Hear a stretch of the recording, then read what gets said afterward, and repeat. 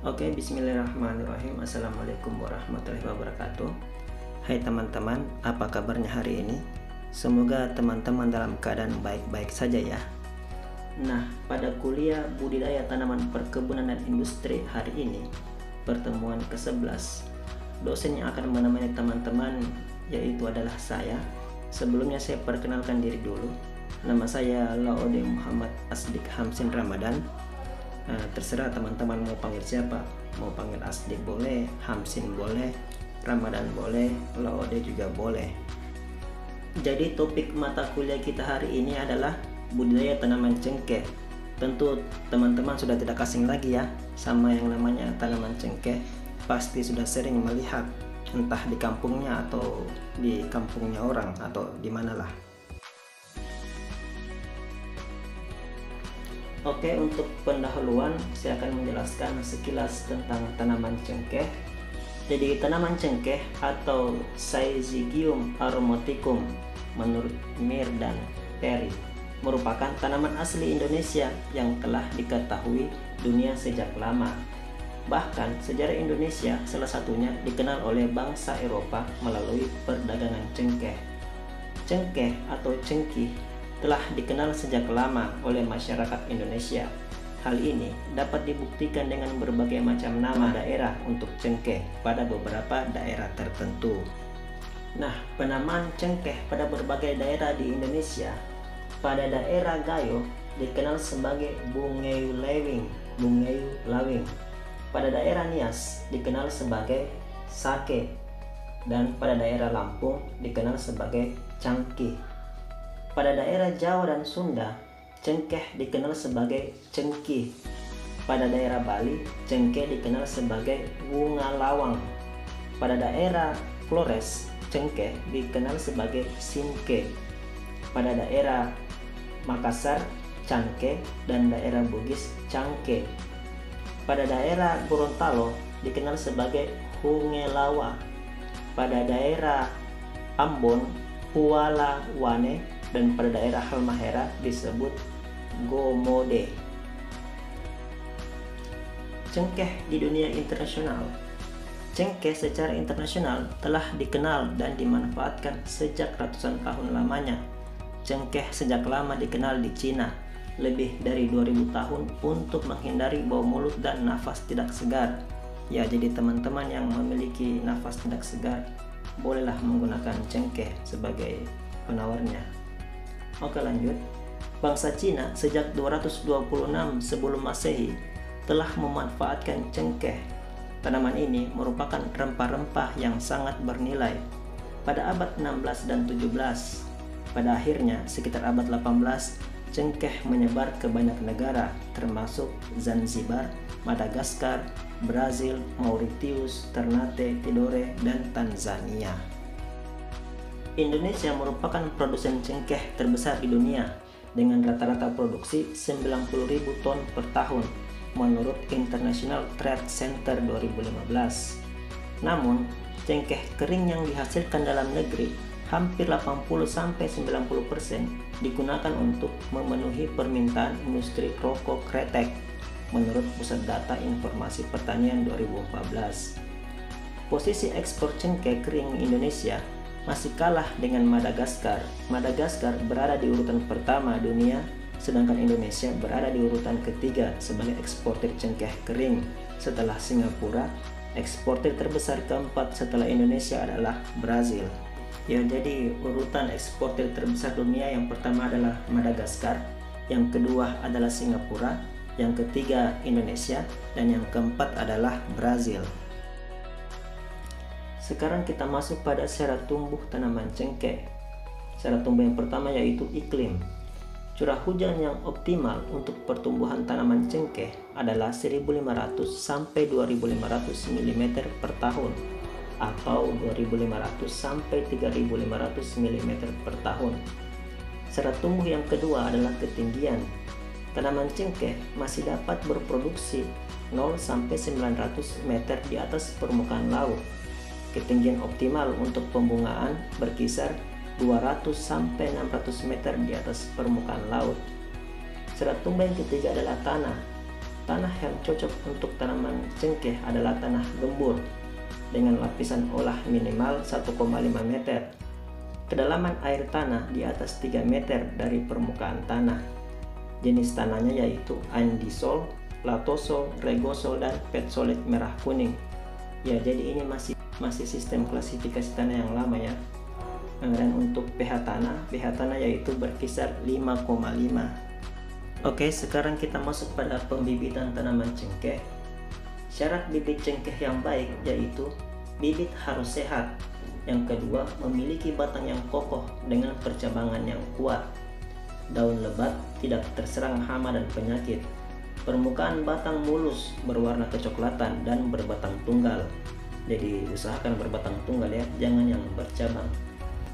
Tinggi rata-rata 25-30 cm untuk umur 1 tahun dan 50-75 cm untuk umur 2 tahun.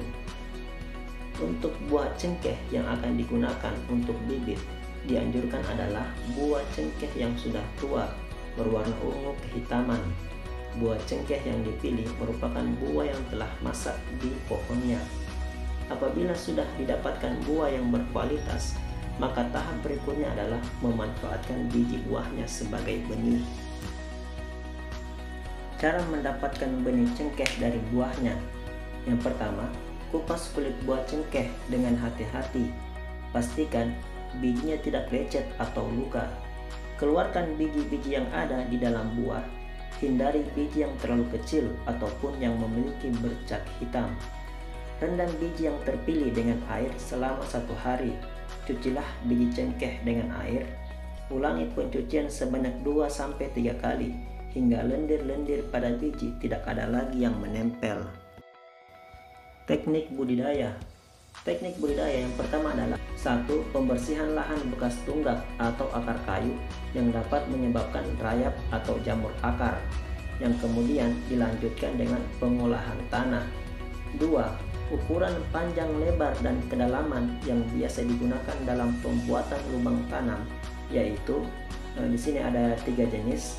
Yang pertama adalah 60 x 60 x 60 cm, yang kedua 80 x 80 x 80 cm, dan yang ketiga adalah 1 x 1 x 1 meter.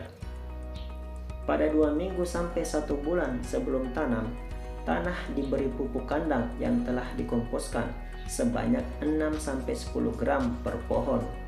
Kemudian membuat saluran drainase yang cukup. Penanaman. Jarak tanam pada penanaman cengkeh tergantung pada ketinggian dan kemiringan lereng. Kemiringan lereng datar, yaitu jarak tanamnya adalah 8 x 8 meter.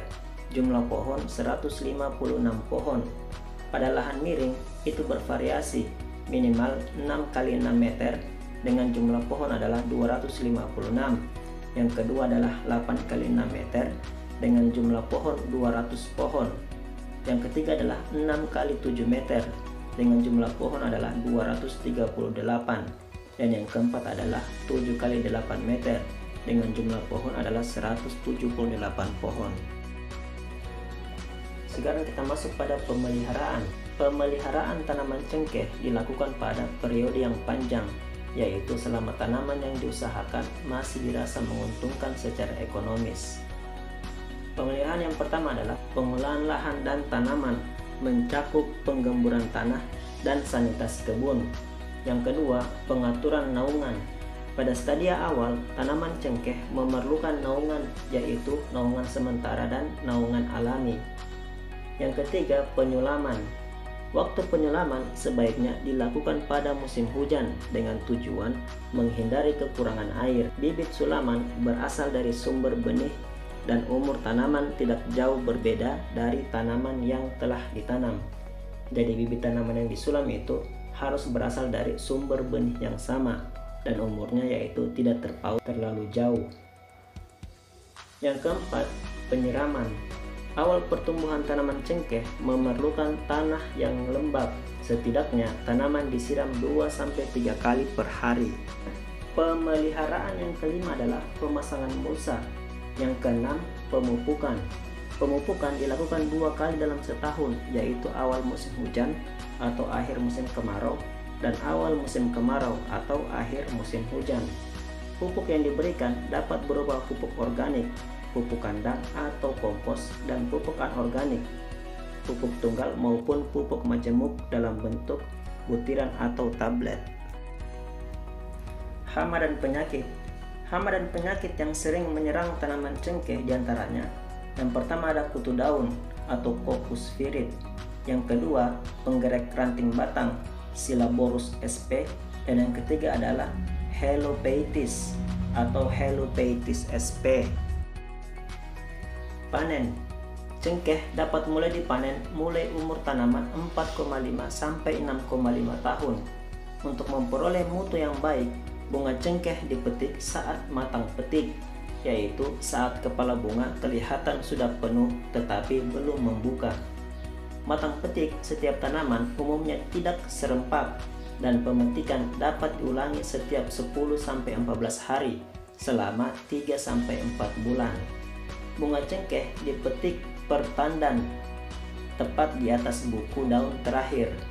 Bunga yang telah dipetik lalu dimasukkan ke dalam keranjang atau karung kecil dan dibawa ke tempat pengolahan.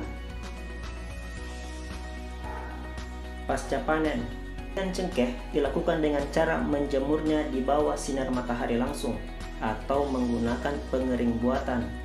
Bunga cengkeh yang akan dijemur dihamparkan pada alas tikar, anyaman bambu, geribik atau plastik, atau pada lantai jemur yang diberi alas plastik.